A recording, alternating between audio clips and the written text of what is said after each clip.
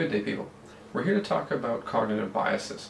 Now, I want to talk about cognitive bias because there's things that I see within osteopathic manual therapeutics that are well explained through this approach. Now, the approach psychologically or within the psychological field of cognitive biases and heuristics are essentially a rule of thumb or something to guide your thought.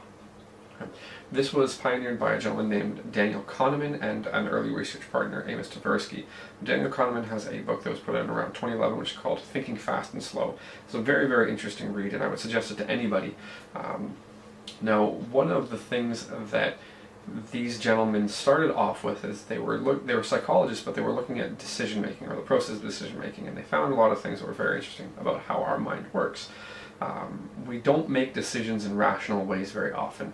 The human brain seems to work very well in an associative format. So when two things are present, we can associate them. Human beings have this tendency also to be very poor at thinking statistically. So when we have a statistical piece of information that's very clear, very logical, very rational, it can be overridden essentially by something that sounds plausible, not something that sounds probable. So plausible meaning it sounds like it makes sense, versus the thing that may not sound like it makes sense but is actually true. So we're more likely to do the thing that seems to make sense or make a choice in that direction. Now, as we go forth with this brief conversation, just remember I'm not an expert. I'm presenting what I've understood, what I've read, what I've learned, very much from a novice perspective, but I think it's very informative for people in manual therapeutics of all sorts. Now, with osteopathic manual therapeutics specifically, it came out of the 1800s. Right now, in the 1800s, general allopathic medical practice had a lot of very curious procedures. So the majority of medications were either narcotics, alcohol, or a mixture of both. So many people didn't get better, they just got addicted to the medicine. There was bloodletting, there was heroic surgeries. Now, all of those things occurred at that time, in the 1800s and prior to that. As it stands now, those practices have, for the most part, been cleaned up and altered quite a bit. So we're not speaking about medical practice as it exists today. But in contrast to that, in the later 1800s, when Dr. Andrew Taylor Still was thinking about medical practice and trying to innovate, what we had was an individual who said, those things are harmful, I'm going to look for something that's less harmful. Now, I'm speaking in generalities because there was a lot more complexity to it than this, but Dr. Still ended up noticing that when human beings, when his patients were more mechanically sound, when they were able to move better, their health was generally better. So he noticed an associative phenomena. The diagnostics that existed at that time were essentially external and symptomatic. So if somebody had a liver problem, what they were showing was certain symptoms that would relate to liver function. Now, in today's world, if we saw those symptoms, we would further our diagnosis by having a physician take blood tests, take images to prove that it was actually the liver to differentially diagnose. But in the era of the late 1800s, it seemed that osteopathic manual therapy was getting very, very good results with essentially pathologies. Now, while this may be true, the pathologies that are reported may not have been the pathologies that existed because of the diagnostic criteria. So just keep that in mind. One of the reasons that would have happened is because they didn't have other pieces of information. So they didn't have the blood tests, the images that we would have today that allow us to better identify what issues are really going on. Also keeping in mind that as it stands today, our mechanistic understanding of the majority of functions in the human body is not as strong as we want it to be. We know very clearly that there's a lot of things that we don't know. Now again, to come back to this cognitive bias approach, one general concept that seems to override a lot of the cognitive biases that have been reported, have been identified and studied, is that there's this concept of what you see is all there is. So when I grew up, there was a young gentleman that I knew. He grew up in Jamaica. So it was actually more in my teen years. This gentleman grew up in Jamaica, and it's a tropical country. He knew a family who, for some reason, everybody had cold noses. And the only thing that he knew that he'd ever identified that had cold noses was puppies. So he thought this family somehow was half dog. As he grew up, he obviously realized that that wasn't correct because he learned more information that would never happen. But when he had only those two pieces of information, he made a very logical associative conclusion. And human beings tend to work associatively. Our brains are much better at associating things than we are thinking about what's actually statistically relevant, statistically accurate. So if you have two explanations of a phenomena, what you're going to have is a statistically accurate representation, the provable truth, and you'll have the thing that sounds right, or the plausible explanation.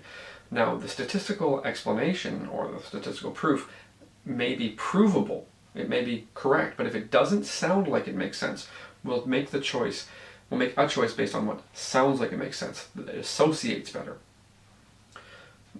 Why I want to put this out there is because in osteopathic manual therapeutics, there are a lot of claims that are not provable. There are a lot of stories that people tell to identify or to describe the phenomena that they experience within a clinic. What they're doing is they're taking associative information or correlational, right? Because there's a movement dysfunction in a given area, right? So say with the lower ribs on the right, people will automatically believe through association that because you have intercostal nerves there, you have intercostal vessels, you have the lung there, you have the liver and the gallbladder, they will automatically associate that with dysfunction of those things. When in reality, it's possible that there may be no dysfunction, no provable dysfunction with any of those structures. Aside from the fact that there's an MSK alteration, the external structures don't move well. Now, just because the external structures don't move well doesn't mean there's an internal problem or a problem with associated structures. There's a possibility, if we look at things like mechanotransduction, that the mechanical information being sent to structures in the area has altered and you could have pathology. But they're not absolutely causative. We have no way to suggest that they're causative. They could be related, they could be associated, it could be correlated, but it's not absolutely causative. So we want to be really careful in osteopathic manual therapeutics that the stories we've told ourselves, the stories that we've created, that we recognize that many of them are associative. They're not actually as true as we'd like them to be. At least not yet. Now, I recognize that absence of evidence is not evidence of absence. So just because we can't prove it doesn't mean it's untrue, right? But it also means just because it can't prove it doesn't mean that it is true. So we have to be careful there. So we want to consider all of these things and try to start to put this all together and be a little bit more cautious with what we say, with what happens, because there's also this concept of theory-induced blindness. So if you have been taught something, if you've been taught a theory or a lens to look through, that was the first one you were taught, that's the one that matters to you, and the one that for whatever reason you believe you can wield well in a clinical sense, so it makes a lot of sense to you, whether it's the Mitchell model of sacral mechanics or something else. You feel like you can use it to your benefit. You're likely to believe it to the point where even when it's provably incorrect, you will still continue to use it and you'll defend it until you believe you've won. Another one would be the Sutherland model of cranial. Now, this is a controversial thing because many people believe in it very much. I can say that there seems to be clinical relevance to a cranial approach for many people. I can't say why. I can't say that I absolutely agree with it, but what I can say is that the basis of the diagnostic procedure, which rests on the spheno-basilar joint, is essentially a fallacy because there may be a spheno-basilar joint in most people up to the age of 14, at which point it's considered fused. So functionally, the movement that people are describing cannot happen in adults, right? Unless they have a very, very strange abnormality, which would have to be proven by an image. So what you are feeling and the way you describe it in cranial work is very likely incorrect. Are you feeling something? Sure. Are you feeling what you think you're feeling? Probably not.